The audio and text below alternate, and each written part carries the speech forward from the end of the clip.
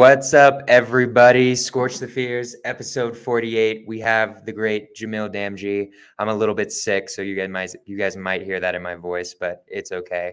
I've been trying to get this guy on, and I love him so much. I could definitely wanted him to be here, and I'm so excited. So I apologize that we've had to reschedule it a couple of times, Jonah, but thank you for your patience with me. You know, I got a lot of love for you, so I'm happy to be here, man. I'm also sorry you're sick. What you got, COVID? it might be COVID. I don't really know yet. It's likely. Jacob Simpson got like symptoms of COVID, and I was staying with him, so it's very likely. I just got it tested, but we'll see the results. It's possible. I'm not doing too bad though. I thought it would be worse if it was COVID. Well, you know, there's versions of it, but yeah, ain't nothing to be scared about because this is Scorch the Fears, and ain't no COVID gonna scare you. Dude, welcome to Scorch the Fears. I'm super happy. Guys, I don't know who doesn't know Jamil Damji on here, but just in case, Jamil, can you give me like a 30-second intro into what you do and who you are and KEYGLEE and all that? Absolutely. So I'm Jamil Damji, guys. For those of you that don't know me, I'm the co-founder of KEYGLEE, the nation's largest wholesale operation. We are franchised in 130 markets, and I am also the co-founder of Astro Flipping, which is our mentorship where we teach people how to do what we do at KEYGLEE. And then in addition to that, I'm on a television show with my best friend and sister and his hot wife, Triple Digit Flip on A&E. I'm also the subject matter expert for wholesaling at Bigger Pockets. Bigger Pockets once upon a time didn't like wholesalers, but all of a sudden now they do because of me. So that's just me in a nutshell, guys. I'm a wholesaler. I am. If there was a wholesaler in the dictionary, my face should be right beside it. 100%, guys. This is like the wholesaler of the wholesalers. My original mentor. 100%. Like, this guy knows I wouldn't be anywhere without him. He got me kick-started off in wholesaling, which got me kick-started off in real estate and got me kick-started off in everything. So I'll ask my first question real quick that I like asking at the beginning. So, Jamil, when you were starting in real estate, just like before you did your first deal or right before you did your first deal, what were the fears that were holding you back? Because like you're doing all this crazy stuff now, and it's like even me looking at like you at the mountaintop is like, man, that's going to take a while to get there. But I want to roll back the clock a little bit and see like what were you dealing with when you were starting? Like what were some of the fears you had to struggle with? So that's an interesting question because when I first got started in real estate, I wasn't scared of entrepreneurship. I wasn't scared of real estate at all. In fact, I was already in an entrepreneurial pursuit and it wasn't going very well, right? We were running a media company where we were selling websites to businesses back in 2002, literally cold calling people out of the yellow pages, convincing them that this thing called the internet was going to take off and they should stop advertising in the yellow pages and start building 5 or 6 page websites to promote themselves and start doing some search engine optimization because we believed that's where the future of business was going to go.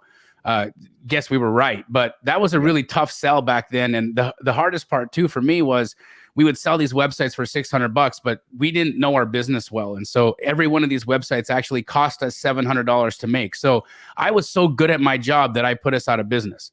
Now, the thing is I was in proximity to my business partner, whose father was a real estate investor at the time.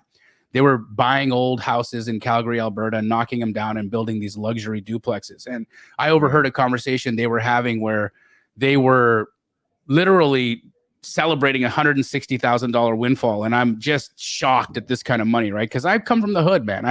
For me, $160,000, it's like, that's like what the president makes. You know what I mean? Where did you grow up, Jamil? Where did you grow up real quick? Sorry to interrupt. Calgary, Alberta, Canada. I have no idea where that is. You shouldn't.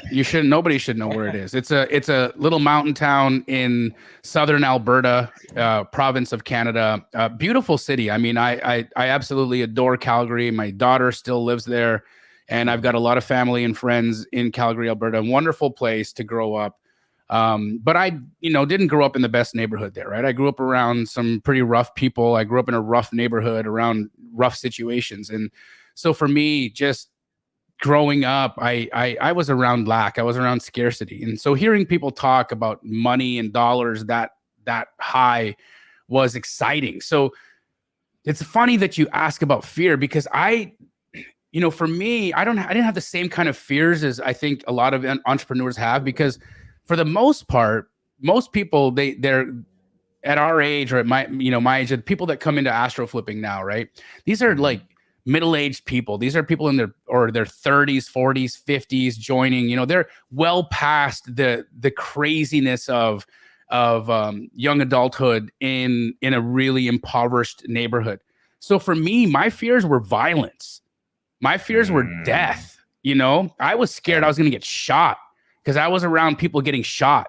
And so when I had an opportunity to take action in real estate and to like go off and bird dog to try to get a deal, that didn't scare me, because the people on the end of the phone didn't have guns. Right. They were just people. And so, that, and when I was like, I would literally, I got my first deal walking my dog, calling a for rent sign. And I had no fear. I had no fear doing that deal at all. I just understood that I had to do something to make something happen. I would say that the second time, because for those of you that don't know my story, I bootstrapped a wholesale business with no knowledge, no mentorship, no training, nobody to hold my hand through it.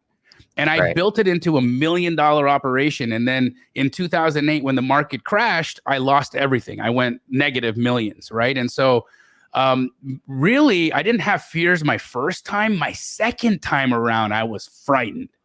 My second time around, when I got back into real estate again, I was scared, because now I had PTSD. Now I had, oh my God, real estate's scary. Real estate, you can make millions and you could lose more millions. You can do really well, or you can go to hell. Like, so for me, my second go around, that was frightening, because I was like, I now understood what it meant to get burned. I had the proverbial cookie jar, and then I dropped it and it shattered. Right. Yeah. So tell me real quick, like, just because, I was in 8th grade when the last recession happened. So I'm curious, like, from your perspective, because I can't even imagine going from $1 million wholesale business. I think you $12 million, bro. $12 million, which $12 million bucks, all gone. That's insane. Like, that's like unfathomable to me, in the sense of like, I don't even know, like, what was going through your head? Like, how were you able to manage that at all? Were you just tripping every single day? Like, as in, like, you were worrying about it every single day? Like, well, go a little bit more into like what was happening. I had a whole slew of emotions. I didn't handle it well. I became an alcoholic. I was addicted to pain pills because I was in a debilitating car crash. I almost lost my life in this car crash. I broke my neck. Damn. I was just going through it, man. Like I was so low at that time in my life that I contemplated taking my life. I don't talk about this a lot, but it was definitely on the table. So yeah, I didn't handle it well. And it was tough. I had to really push through a lot to get past that. It was so many people got hurt, like it wasn't just me who got knocked off the top, right? Like there were people, family, friends, and people had done deals with me, and everybody was losing everything. Not only that, but my mom and dad, like I had them co-sign construction loans, and so they took my parents' house. My childhood home was taken from us. My sister and I bought my mom and dad a house on a lake. They took that away. They took my home away. They took our cars away. Like everything was gone. And it's just the amount of responsibility that you feel when you put people in a bad spot, when business goes wrong, and you tank everyone around you. You tank yourself, and you tank your friends, and you tank your family, and everybody's for the worse. Right. That was hard, man. And but it absolutely taught me so much, right? It's why I do business the way I do today. It's why I'm so risk averse, why I'm so pure when it comes to wholesaling and staying true to my model and not getting over leveraged. And I talk to you about this all the time, right? You know, my best friend Pace Morby, he's the king of leveraging leverage. right? Hmm. And I'm so scared of leverage now. I'm so scared of notes. I'm so scared of payments. Like dude, my life is set up in such a way that everything could go to hell tomorrow. I could drive Uber and everything would be fine. I wouldn't even need to, because I got millions in the bank. I don't have a mortgage on my house. I own all my vehicles. Like I don't do payments. I don't do payments because the way I see life now is I want to set myself for peace of mind. And I've seen what happens when things go wrong. I've seen what happens when the market tanks. I've seen what happens when you don't have enough cash flow coming in to debt service. Right. And I've seen how the banks treat you when they want their property back. And so I was not playing, and I'm not playing this time, which is why I stay strapped with cash. No, I totally get it, man. Like, I mean, I understand like having to go through all of that. Like, why even do it? Like you've got an even bigger wholesale company the second time around. Like what's even the point for you? Like I totally get it. Like it doesn't, especially if you go through such like a hell-like experience. Right. Like I've had some hell-like experiences in my life. Like when I came back from the Peace Corps, I was having like a lot of mental health issues, and like how I dealt with that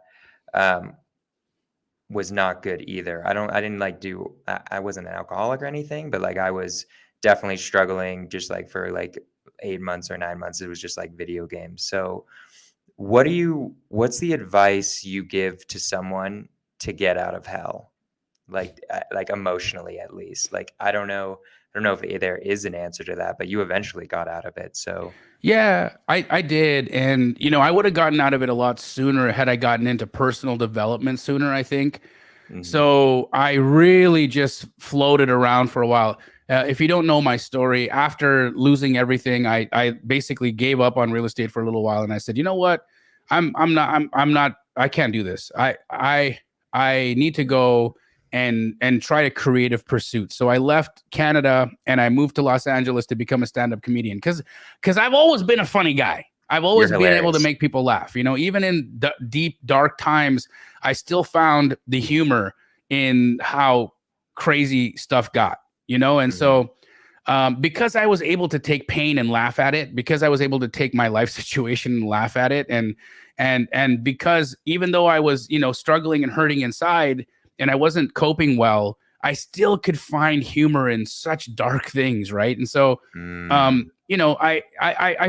floated through life for a few years as a comedian, and it was what it is. It's helped me these days with my ads, and it's helped me become a good coach and a great communicator with people, because I can disarm anybody with a joke, right? The fact is, though, I think if I had gotten into personal development sooner, if I had learned how to really harness the power of broke, the power of rock bottom, because there's so much power in rock bottom. I look at life like an elastic band, okay? And if you get pulled down to the bottom, rock bottom, okay, there's inertia in rock bottom. There's potential energy in rock bottom.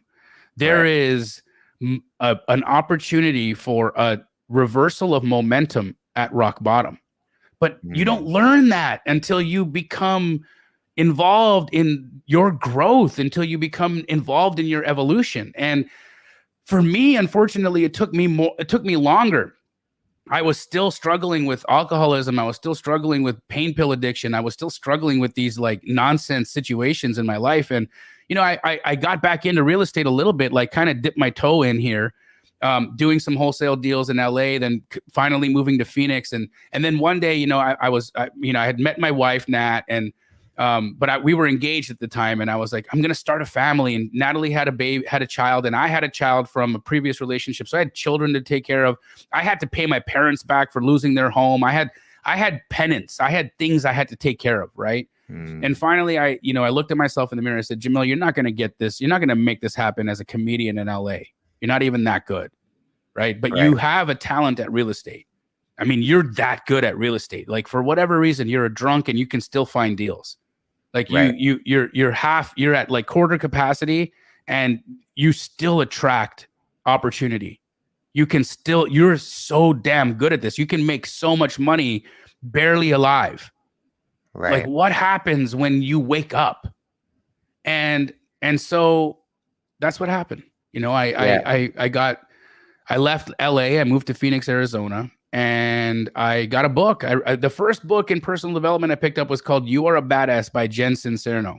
I And was it gonna changed. ask you if it's okay if I interrupt you. Sorry, Jamil, Yeah. but how like what I might you might literally be saying this right now, but was it the book that got you started in self development? I consider you damn near the Buddha now, like at like where you're at. Like I'm I still like you're working. killing it.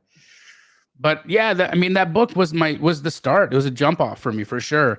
It you know, she really breaks it down in a very simple, easy to digest way, right? She basically amalgamated all of the different personal development books that she had read, and different, you know, Napoleon Hill's Think and Grow Rich, and some Tony Robbins stuff, and some other people that she was interested in, found insightful, and she put all the stuff together in this book.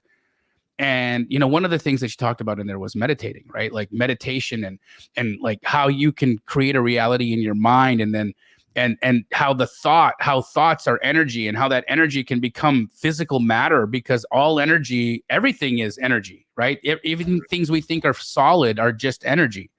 And so if you have enough intention in your thought, and if you have enough power behind your thought, a thought can materialize. It can actually become a thing. And so I found that extremely powerful. And I also thought, wow, this is crazy. You know, like, is this like sorcery? Is this like, okay?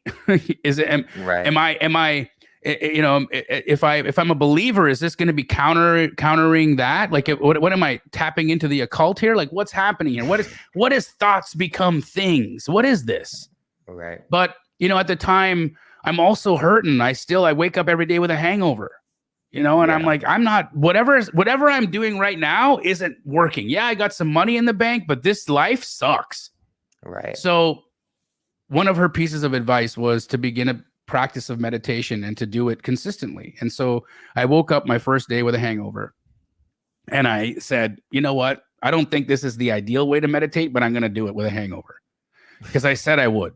I told myself I was going to do this. I'm going to do this thing. Better than none.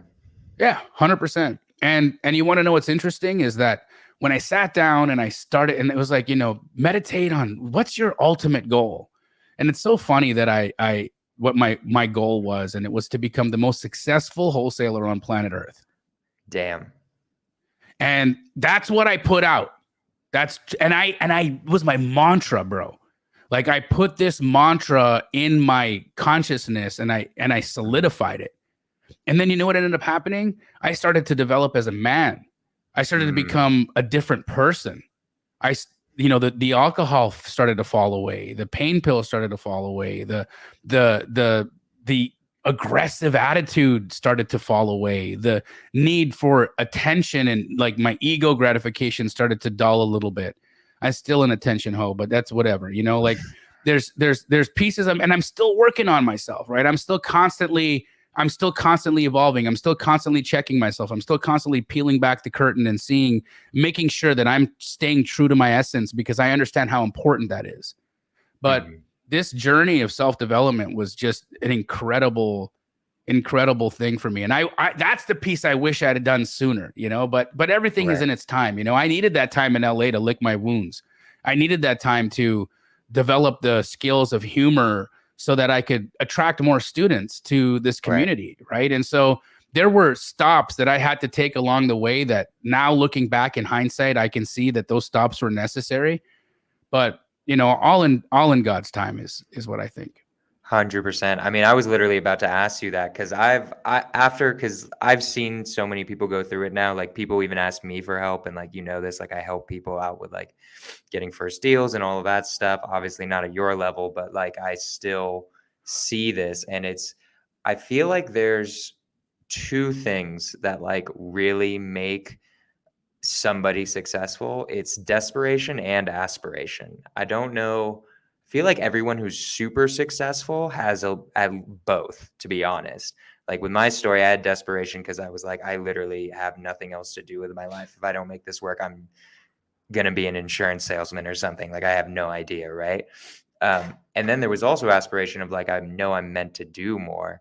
So my question is, do you think you'd be where you are, the best wholesaler in the entire world, the biggest wholesaler in the entire world without going through that hell like that No, you were going through? no. Like I said, I think rock bottom has a massive amount of potential energy in it. And so I think that, you know, when you go the opposite direction, right? You can reach the moon. You can absolutely just take off and orbit, you know, like this is you have, and this is the piece, right? Is that the piece of self-development that I learned is that we really can do whatever we want.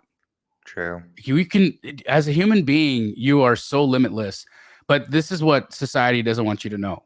They don't want you to know that you have a divine capacity within you to create a reality. Nobody wants you to know that. Nobody wants you to understand how flippin' powerful you are. Nobody wants you to know that. You want to know why? Because then you'll quit your job. And if you quit your job, then you're going to hurt the business owner. If you have higher aspirations, you're not going to be a cog in the wheel. And you know, the masters of the universe depend on broken dreams. That's a crazy way to think of it. That's pretty wild. Yeah, like I feel like I've noticed that, like I feel like that definitely makes sense to me in a lot of ways. Like obviously I want my employees to be able to go to like the moon, and I give them all the resources they want. If they wanted to leave, I would bless them and do it. But like I won't lie that there's a part of me that's like, man, if everybody left and tried to start the company, then I'd be screwed, right? So I definitely get that in the sense of that it is hard. Like it is hard that society, it's like you're conditioned from the beginning, basically from like kindergarten on, right? Like I've read, I think the entire school system is based on factory workers. I think I read that somewhere with like the bells and the hours. So this is a question that I'm curious if anyone's asked you, because this is one that has popped into my head. And like, because I don't know who was like your mentor, Jamil. Like, did you have any mentors? Like when, like, I'm curious. So yes, you know, I think for my attitude mentally, definitely my mom. You know, my mother was and is an incredibly impactful person in my life. She was the person who taught me not to stop working, you know, to always go, and to be positive. You know, my mom's a positive woman. She's like, she always likes to look on the bright side. She always wants to find the silver lining. And that was a piece of her that I still embody today. So she's definitely been a role model. My sister, you know, my best friend, and also just somebody that has always had my back. She was a role model for me because, you know, that taught me about unity. It taught me about family, and it taught me about how it's important to be loyal to some things, to some people, you know, and you can't, sometimes in life, you don't get to be loyal to everything and everybody, sometimes not even yourself. But there's sometimes there's people like my sister, I would lay down in traffic for her, you know, and so it taught me that. These things taught me. And then, you know, I've said this before, but Tupac, for real, like I was so alone, man. I was so alone. I would just sit there alone listening to old Pac records, and everything he had to say was just hitting me in my soul. It was stirring in me motion. It was making me move. It was pushing me. It was getting me motivated. It was taking me out. And a lot of the things, oddly enough, that you find in that book, You Are a Badass, was stuff he was rapping about in his records. So like this man was the personal development, like inspiration for people in the gutter. Right. You know, he was the Tony Robbins of the drug dealers and the people stuck in mud. You know, and so it's like I that was Pac for me. You know, he was my Tony Robbins. He was the guy who pushed me out of my bed and off my ass to move and make life happen. Did you I'm just curious, do you think you connected with him more because like you said, you came from like the ghetto, like a neighborhood where people are getting shot and stuff? Like I'm just curious because for sure, because when the things he would talk about, I seen. Right. I seen friends die. I had friends get shot and killed and murdered. You know, this was happening in my world. People were getting robbed. You know, this like people were getting locked up for life. Like this was happening. This wasn't just like, you know, read about in the newspaper. This was like my buddy, Right. you know? And so this is, of course, I resonated because I was at that level. I was at that level of consciousness. I was at that level of life. Now, do I still relate? Not a lot. I have to be honest. Like I can't, I still have to really limit how much Tupac I listen to these days because I'm not vibing at that level of consciousness anymore. I'm different. I've grown. I have evolved. That man was 25 years old when he said that stuff. Yeah. I'm a 43-year-old man with gray hair and 2 kids. You know, so I'm like, I'm not thug life anymore, you know, but I'll tell you what, right? There's a piece of me that'll always be. Right. Yeah. I love it. So I like it. So it's interesting in the sense of, so mentor wise, your mom, like emotionally and keeping it together, it was really just family. And then Tupac got you through it. I'm just curious. It sounds like, did you just bootstrap everything wholesale wise? Like, how did you like, tell the story real quick. I know this story, but how'd you even like learn about real estate, and how did you like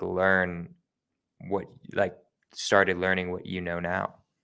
Well, it was funny, right? Because nobody taught me anything. I thought I invented wholesaling. I truly did. And I didn't even realize it was a thing until I came to the United States. In Canada, it's like, it's not even called a thing. In Canada, the process of what I did is called a skip transfer. Like they didn't even have a name for it. They don't even have a category for it. It's a legal process called a skip transfer. That's it. Interesting. And so, you know, when I'm in Canada doing this thing, how did I come across it? Or how did I figure it out? Well, as I was sitting there listening to my business partner and his father celebrate a $160,000 win, I asked, how can I help? How can I get involved? And they weren't trying to tell me. They weren't giving me any opportunity. They weren't telling me nothing. But then they said, you know, the one thing we do need is we need more houses. We need more houses to tear down. Right. So I said, okay, well, maybe I could do that. Like, yeah, if you can find a house that has a 50 by 120 foot zoned R2 lot in the inner city of Calgary, somewhere in one of these neighborhoods, we'll buy it and we'll pay you like a finder's fee, or we'll figure out how to pay you. And I'm like, ooh, there's a thing. Right. So the next day I'm walking my dog and I see a for rent by owner sign and I call it. And funny enough, I tried to rent that house like 2 months earlier, but it was $200 a month out of my budget. That's where I was in life. Like that $200 a month made my living decision. Mm-hmm. And so this house was still for rent. So I called the lady and I asked if she'd be interested in selling it instead of renting it. And she said, yes. So I asked how much. She said $350,000.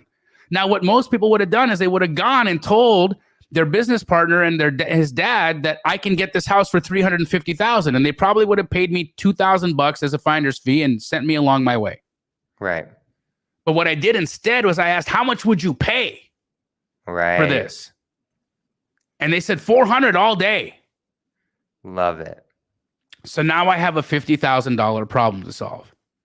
How do I buy this house for $350,000 and sell it for $400,000? I don't know how to do it. Right. So I do what I was already doing. God put me in a position to cold call people out of the yellow pages every day. So I went to the letter L. What year was this? I'm just curious. 2002. Okay, so yeah, yellow pages. Got it. I go back to the yellow pages and I go to the L section. I start looking up lawyers. Love it. And that was it. I get through all the way to ST. Steed. David Steed was the guy's name.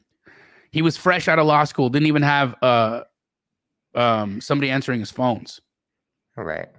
And he told me exactly what I needed to do. Told him what the problem was. I said, I can get this house for $350,000. I have a buyer for it for $400,000, but I don't know how to do this, and I don't have any money. He said, well, actually, you don't even need any money. You'll need a little bit of money for a deposit. You could probably get away with $500. But if she's not going to give you, or the seller's not going to give you a hard time for a $500 deposit, try writing that on the contract. He's like, this is what I'm going to do. I'm going to email you contracts right now. They're the same contract, but one of them you're going to use to buy the property, and one of them you're going to use to sell the property. And on one of them, your name is going to be your name and or assignee. And on the other contract, you're going to be the seller, and you're going to be selling it to your friend's dad. And I was like, wow, you can do that? He's like, oh, yeah. It's called a skip transfer. He's like, and what I'm going to do is I'm going to take the money from the end buyer, and I'm going to use that money to pay for your purchase. Right. And in a couple of weeks, when all this work is done, come to my office, and I'll have a check for you, minus my fees. Crazy. That's how I invented wholesaling. And that's amazing. And ever since then, Jamil Damji is the inventor of wholesaling. I love it. I mean, you know, and so that's the thing, right? Like, it's funny. It's funny how life is, right? Because we all don't realize it. Even when you're inspired, even when like an idea comes to you, like this idea has happened before. You ain't that special, mofos. None of you are. None of us are. Everything's happened out there. Everything's been done. Right. So quit trying to be an innovator. Okay, or quit trying to be an inventor of something and get help. Man, if I had only known that this was like something I would have loved to have learned from somebody. Right. I would have loved to have learned from somebody, but you know, that wasn't my story. Yeah, 100%. I have no idea how I would have done it without you, like without Astro in general. Like I remember just fumbling through my entire first contract. But so, okay, I want to keep going with the story. I kind of like had a question that popped in my mind, but going more with the story, we've gone through hell. We're starting to get out of it with more mindset stuff. And you moved to Phoenix, and then what happened? Well, you know, life, right? Serendipity, coincidence, synchronicities, that starts happening when you start growing. Mm-hmm. When you start collaborating with your soul, when you start collaborating with your inner power, the world becomes yours. It's like that part of the movie Scarface, you know, when after he you know, overthrows that boss in the, you know, the early part of the movie. He looks up at the sky, and the blimp is going across, right, the sky, and you know what's written in the blimp? Do you know what's written in the blimp, Jonah? It's been a long time since I've seen that movie. Like, says, like the world is yours, right? And that is real. It's like you overcome hell, which is exactly what Tony Montana does in that movie. He overcomes this oppressive hell, and he gains the world, and that's exactly what happened. I overcame hell, and I gained the world. And so now the synchronicities, the connections, the opportunities, the relationships, the people, the partners, the money, everything just starts coming to me. And I'm just unstoppable now. Like I'm not only am I unstoppable, but people are talking about me. Like they're whispering about me in the background. They're like, there's this guy, Jamil. He's incredible. You don't even know he does more deals than we've ever seen anybody ever do. This guy is nuts. We don't know how he's doing it. And it got that those whispers about me, I actually helped propel them because, you know, part of one of the things I learned, you know, studying POC was mystery sells, right? And so what I would do is every agent I would talk to and I would complete a deal with, I would tell them, hey, I want to do more business with you under one condition. Never tell people who I am. Whoa. They said, what? So I need to remain private. I do not want to be talked about. I don't want my name out there. I never want you to say my name. You continue to remain anonymous. Keep me anonymous. Keep my name out your mouth, and you and I will do a tremendous amount of business. But you know what people can't help? They can't help talking about that kind of thing. And so they would talk and whisper and talk and whisper. And Brent Daniels heard about me from an agent and was like, there's this mysterious man, and I'm not supposed to say his name, but it's Jamil Damji, and he's crazy. He's crazy. And this is what I became this enigma in Phoenix. It was incredible. And word of me got to Josiah. So I'm sitting, I get invited to this like community service thing that Torsten Colson, another real estate investor here in Phoenix, Arizona, put on. It was this, he invited a bunch of just investors, and Torsten and I were doing deals. Torsten is Cody Sperber's, one of Cody Sperber's people. Nice. And Torsten invites me over to his house and says, "Hey, come to my house. We're gonna pack sandwiches for homeless people, and bring Nice. your kids, and we can teach our kids what it feels like to be in service. And then tomorrow, after we pack 1,000 sandwiches, we're gonna go down to the park where they all hang out, and we're gonna deliver them, and your kids can help, and we can do this." And I was like, "Yeah, this is great. What a cool way to like show our kids how to not to be, pieces of crap." And so I'm at this sandwich packing party, right? And Josiah comes up to me and he says, "Are you the guy everyone's talking about?" "What do you mean?" "Like, you're the guy who's doing all those deals?" Like, "Maybe."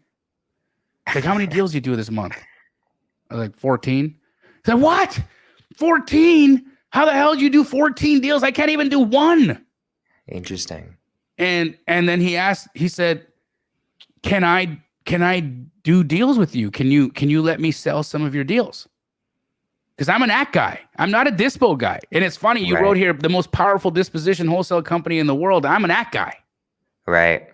And so I said to Josiah, "No, you can't sell my deals because I'm in a relationship with somebody right now. I'm all of my deals go to this other guy."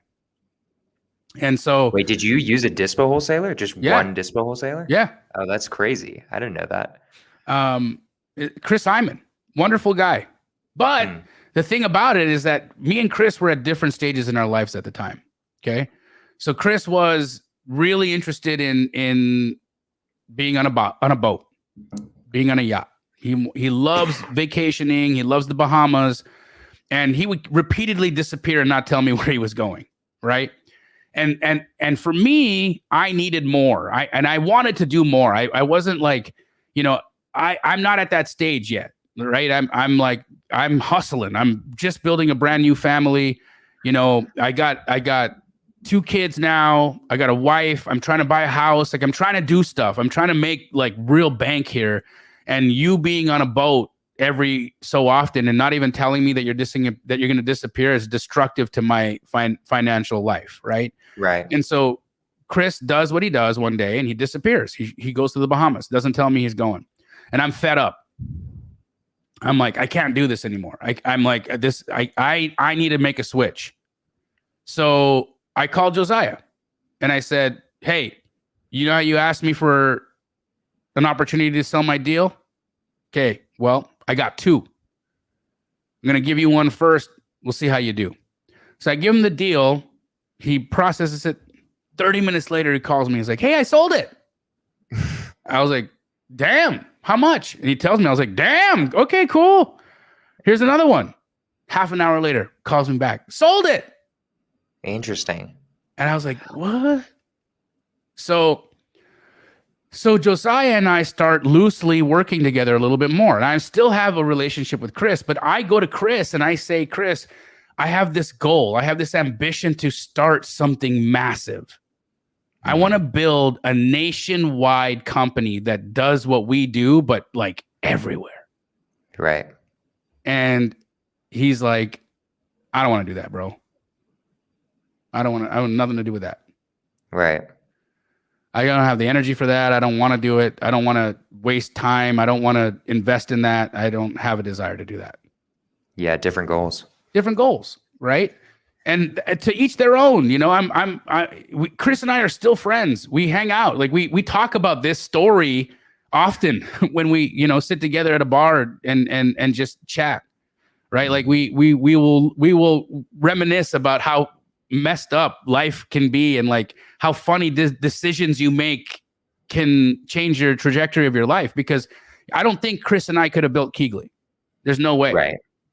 Yeah. Right? It doesn't sound Chris and I together couldn't have done it. Right. I needed Josiah. I needed Hunter. I needed those 2. I needed their youth. I needed their energy. I needed their minds because they were really talented at finding buyers. Right. And Hunter was really talented at building systems and scaling systems. Right. So these two whippersnappers are showing me my inadequacy. I was a dinosaur in that way, right? I was still a paper and pen guy, and me. I come onto the calls and I'm like, "Guys, don't ask me technical shit. I don't want to talk about Podio. There's other people you can talk about Podio with." Okay. Right. I'm a relationship man. And this is what half of what we do is relationships, right? Right. It's all of what we do, buyer and seller. Okay. But like the systems and the technologies and things, those are always going to change. They're always going to evolve. They're not for me. I'm a relationship person. I'm going to teach you how to do that. Right. And so what we ultimately do is Josiah and Hunter say, okay, Jamil, what we need to do is we need to systemize you. We need to systemize your process. Like, what do you do the moment you wake up till the moment you go to bed? How are you getting all these flipping deals? Right. And they I want to ask you something. So like, this is like an interesting thing to me that I'm curious about in general, like especially your opinion on this, of just partners in general. Like, is it like falling in love? Like when I think of falling in love, like in the sense of just, like you just feel it with a partner, or is there some like logic you have to it? Like, how did you just kind of know they were the guys? Well, they had what I didn't. That was it. I think we make mistakes when we make partnerships a lot of times, is that we make partners with friends, and we tend to be friends with people like us. Right. I'm not friends with Josiah and Hunter. We don't hang out. Right. I love them. They're my brothers, but we don't kick it. We're so different. Like you couldn't pick more different people from each other. Yeah. I also couldn't imagine you and Pace like starting a business together. That would be. We couldn't. We're too close. We're too the same. You know what I mean? Like Pace and I would be terrible business partners. Right. But in life, because what ends up happening is people like Pace and I would attract each other. And what ends up happening is that when you attract each other and you become friends with each other, then you start talking to each other. Then you say, hey, you want to start a business together? Okay, let's do it. And then you go off and then it blows up because y'all are the same. Interesting. Okay. I got And so what it was is logically I was looking, I'm like, I can't do what these kids are doing. I can't do what they do. I don't have Josiah's a very steady, discerning man. And he was young, but like I had to really check my ego at the door, right? Because I was literally giving away half of a company to children at the time. I mean, they're both men now, but like back then they were kids. Right. I was way older than them. I mean, Hunter was not, I don't even know if he was 18 yet. Oh, damn. That is really young. You know, so like all this was a thing. And I had to really come to grips in terms with my ego in that and be like, you know, these guys are young, you know, but like they're smart. Like they are two of the smartest people I know alive. Right. You know, and so and I knew that then. I saw it in them. I saw this. I felt it, man. I felt very confident that I had found two people that were going to help me get my vision materialized. And they did. I love it. That's so cool. So yeah, I love it. Like you're building KEYGLEE. It's going amazing. I'm curious, what's the story of Astro? Like, where did that even come from? Because I'm just curious. I know Josiah started doing the lessons, but do you know the origin story of that? Yeah, I mean, Josiah, he had come from Cody Sperber's world, right? And so Josiah was originally Cody Sperber's intern. And so he saw the world of education. He knew what it was all about. He knew how to create products. He knew how to sell them. You know, he understood about digital marketing. Like he was in the know about this. And so it was originally something Josiah was going to do on his own. He gave me a portion of ownership in the company out of love, because he was literally using my strategies and my techniques and selling them. Right. And I was okay with it. You know, I was getting paid. I was making money on it. I didn't have to do anything. So I was fine with it. Right. But there was a point. There came a point where I started my friendship with Pace. And Josiah was over here doing astro flipping, and Pace and I started to pop. Like our social media following started to become something. And I started to gain a lot of traction just publicly. People were like, whoa, this, you know, who's this dude? And so Josiah was looking at me, and he was looking at the trajectory of what was happening with my personal brand. And he's looking at astro flipping, which was basically me Everything that I had brought to the table, he was selling. Of course, I was making money on it, but he was thinking like, oh, what I got to do is put these two together. Right. If I give Jamil Astro, then he's going to take it from where I have it, and he's going to go with it. Right. Right. And that's what happened. I love it. So this is also something I'm curious about because I missed some part. We went from you're the most mysterious man in Phoenix to a Public superstar person. TV sensation. So, like, how did that happen? And then also, what changed in your philosophy from Tupac stay mysterious to no, I need to be louder? Well, you know, Pac was famous, right? So Right. it wasn't Yeah. that. It wasn't that. You know, you have to be mysterious, but people don't have to know everything about you, Right. right? I think the thing is that my goals changed. You know, I really did want to remain anonymous. Remember, Pace will tell this story all the time, but when he met me, my social media profile picture was an owl. Hilarious. I love it. I was unknown, dude. Like unknown. My name was there, but it was an owl, and he had heard the whispers about me. Right. So he had heard like there's this guy, Jamil, and nobody's supposed to know about him, but he's a gangster. This guy's legit. Like he gets it done, You know, so Pace was going through something with another individual that was ripping him off. And I knew the guy who was ripping him off. I had done business with that guy and he had ripped me off. Right. So I knew all about this dude. And I distanced myself from him. You know, I shouldn't say he ripped me off because I willingly allowed him to do what he did to me. I needed to learn though. And so I was learning from him by paying the tax. Right. You know, I paid the man the tax because he was teaching me stuff.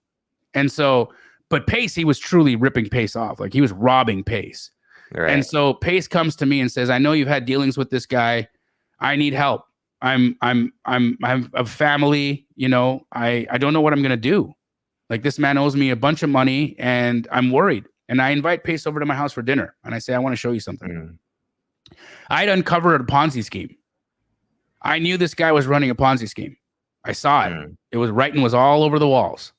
I was looking at the deeds of trusts that were being recorded on the properties. I was looking at the prices of the deed. I was looking at the amounts the deeds of trust were. I'm really good at comping, so I know what stuff was worth. And I'm like, oh no, this is a powder keg. This man is 120% leveraging everything he's buying. Damn. Everything. And he's making Pace pay for the construction of these properties. Right. There's only a moment of time before this thing goes boom. And so I show Pace this. I'm like, look at this. Look at every transaction here. This man is upside down. Millions. There's no way out of this. Stop. He didn't listen. Pace didn't listen. He was 250,000 in the hole when he went in, and he gave him another 750. So Pace was, I think, even more. Like he took Pace for over $1 million. Mm-hmm. Right. But Pace and I developed a friendship in that. And so Pace now trusts me, right? Because he's like, wow, you told me the truth. You like laid it all out for me. You tried to help me. And then when he had to start all over again, he came to me. So I started doing wholesale deals with him. I started dispoing his houses. I started, doing deals with him, giving him buy numbers, helping him out, trying to help him out of this rut that he got himself into with this dude. And so that friendship blossomed. And Pace was already on social media. He was already, Insta famous, if you want to call it. Like he at the time, maybe he had 10 or 15,000 followers. So, and to me, that was a lot because I didn't even, I didn't even have like 2, right? Right. So I'm, around Pace all the time, and he's always making stories. And then, I'm in the story all of a sudden. And then I was like, well, I guess I'll reshare it. And then COVID happened. And so COVID comes around, and I'm like, I'm bored. What am I going to do? So I start taking walks around my neighborhood, and I turn my iPhone on, and I just started yipping in the iPhone, talking about my opinion on what was going on with the business, where I thought wholesaling was headed, where I thought the market was headed, and I was right about all of it. Yeah. People started listening. And then away we went. I love it. So wait, so what do you recommend to somebody though? I'm curious. Like, would you like because that you did get a lot from being mysterious, but then also you got obviously a lot from being public. Oh, I got What way would you more say? from being public than I was from being mysterious. Okay. Mysterious was fun and it did its job, but really though, like I mean, how many times can somebody pull that off? Right. Right? You're way better. You're going to have way more results. Be like you look at my results being mysterious versus my results being public, and my results Right. being public is like it's a stratosphere, Yeah. right? I mean, I'm I I'm think it's I'm crazy. I'm Sorry. not even on planet Earth anymore with it. You know? Yeah. I think it's crazy. I can't believe you started social media right when COVID started. Like Yeah, that's when you really started doing it. Like you've exploded in 2 years then. Like that's pretty damn bro. insane. TV show, nothing. I had nothing, Right. and like, but pre-COVID, I had nothing going on. No YouTube channel. I started my YouTube channel during COVID. Right. I took over Astro during COVID. Right. All of it. I did it all during COVID. I was like, it all happened like that little time. I turned my iPhone on. I started taking my walks and I started talking in the phone. And I don't know, man, my posts just started getting crazy. Right. Do you have any advice? Because like I don't know if I want to get as big as you guys, but I definitely want to get bigger. Like what do you have? What advice do you have, like content wise, or like what do you think someone should do to an aspiring person who's trying to like grow a following? Give it all away. Share it. Share everything, man. Look, Hmm. people buy astro flipping not just for the material. I teach so much on my YouTube for nothing. Right. I give so much away. Why are you in astro flipping? For the community. Right. The value is in the people and the connections, right? We're the largest, most successful wholesaling community on the planet. Truth. And the amount of deals we do with each other, all the interconnectedness, all the money that flows between students and community, like, bro, it's bananas. Right? So Mhm. like this, if you're watching this right now, you're like, I don't know if he's gonna teach me anything that I don't already know. I don't know if I will either. But let me tell you this. The community is worth 1,000 times what you pay. 100%. Like I'll as a student, I'll like promote it too in the sense of like I wouldn't be where I am now without Astro. And without you, dude. Like I mean, like also beyond just the community, the fact that you answer all our questions twice a week, every single week, no stopping is like incredible, guys. Like I mean, to have like the best wholesaler in your back pocket on your team is just an insane amount of value. The second So, thing I want to tell you is consistency. And I've been watching you, Jonah. I've been watching your consistency, and you've got that piece. mhm, The deal is, bro, is that like you never know. You never know when it's gonna pop. You never know who's gonna watch it. You never know where it's gonna go. You don't know. But if what you do consistency will work. yep, That's it. Like what you do consistency will work. It's consistently will work. It's like the problem is that we give up.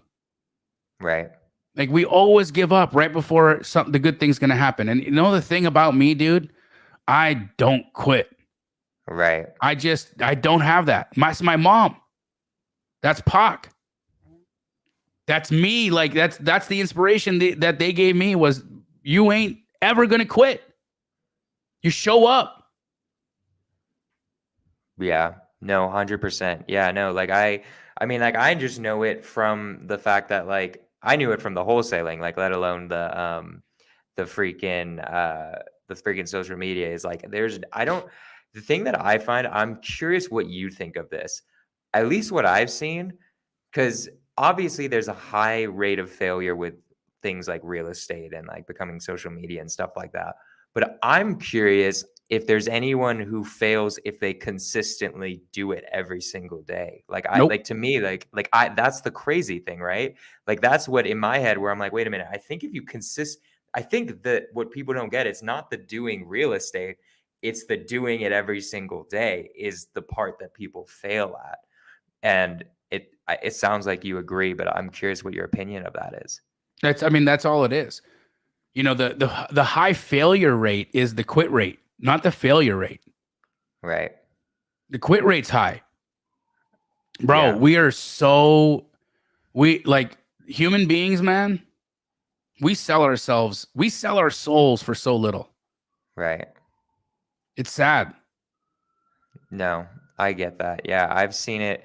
I've seen it with some of my friends who like are like struggling and like don't really know what they want to do, which I get. I mean, I'm pretty young. I'm in my 20s, so a lot of 20-year-olds are like that, but it's true that people forget that we only have one life. And I hope that what people get out of this podcast is just, especially, obviously your story is amazing, but especially that last part. This is something that's been thinking in my head of like, I don't think anyone fails if they actually try and do it every day. The issue is like people get like bored, or they don't have like that motivation, or like they just No, it's the they think result, it's a bro. scam. It's the result. It's Yeah. not boredom. What's going to happen is this video is going to get 6 views. Okay, look, not this one, but let's just say this video gets 6 views. Right. Okay? We got 4 people watching live, let's say, which Okay, is so unacceptable. 4 views. Yeah, yeah. Okay? So this video gets 4 views, right? You get discouraged and you stop because you're like, I Right. had the biggest wholesaler on the planet on my podcast and I got 4 views. Right. It ain't gonna work. Right. That's the problem. That's Yeah. our problem every time, is that we stop because we don't get the result we want when we want it, Right. because we're babies. No. And it's like, if it's not gonna happen, if it's not gonna happen when I want it to happen, then when, and I'm gonna quit because your dreams give a shit. Right. They don't. Right. Your dreams don't give a shit about you. You give a shit about your dreams. Mm-hmm. So go chase it. You know, that's what it is. Like, the thing about this, bro, I know what you want. I know you want to grow a following. I know it'll help you do more deals. It'll grow everything you do. Right. Right? Like, it's true. When you have attention, when you have eyeballs, you get richer. It's true. It happens. It is a byproduct of attention. So getting more attention will fill your pockets. It happens naturally. So I understand why, but be honest about it. Know that you want it. There's other piece about this too that a lot of folks don't say, is they don't say they want to get famous. They don't say they pretend like they don't want it. Right. They lie their butts off. They say, I'm doing it for this, I'm doing it for that. Get real. Yeah. Everybody likes the spice, and Pace and I talk about it all the time. The spice is attention. We all want it. So let's just be real about it. No, I agree. Like, I 100% do. It's ego. There's definitely ego in it, of being like, oh, somebody recognizes me at the Phoenix meetup, and I have no idea who they are. Like, it's like, I don't want to say that makes me feel good, but it definitely does, in the sense of like, damn, all, people look, know the realer me. you get with yourself, the realer you get with life, it's the faster you will accelerate your propulsion into living your better life. The hints are in art. Mm-hmm. Why do you think that so many artists have talked about truth? Because I don't know why. What do you think? Because that's what people want. You want attention? Be real. Right. Like, why do you think Donald Trump became the president of the United States? Because he just always said what he thought. Because he just said what was real to him. His authenticity pushed him out. Now, like him or hate him, nobody's going to deny the guy was real about it. Right. And it got him everywhere he wanted to be. And so, the truth will set you free. No, I love it, man. Thank you so much. I know you, like, I don't want to take up too much of your time. I know you're like the busiest man ever, but what can I do for you? Like, what do you want out of the 3 people who are watching? What do you want from people right now? Follow you on YouTube, Instagram, start watching the TV show. Like, what should I plug right now? No, I don't want to plug nothing. What I want everybody who's watching this or who does watch this is just get real with yourself. Mm-hmm. If like you really want something in life, say it. do it. I love it, man. Thank you again so much. I mean, we've talked about this before, or I hope I've texted you this before, but you haven't. I just want you to know this, and I want to say it publicly, and because I want to be as public as possible. Is like you've not only helped me become a better real estate investor, you've helped me become a better man in a lot of ways, dude. Like, see, having you at the top, preaching what you preach about, like basically like staying in light and speaking truth and stuff like that. I might have known this stuff logically, but seeing someone who's doing what I want to do, who's also preaching this, it's helped me become a better human being. So I want to say from the bottom of my heart, thank you for everything you do, everything you've done for me, everybody else.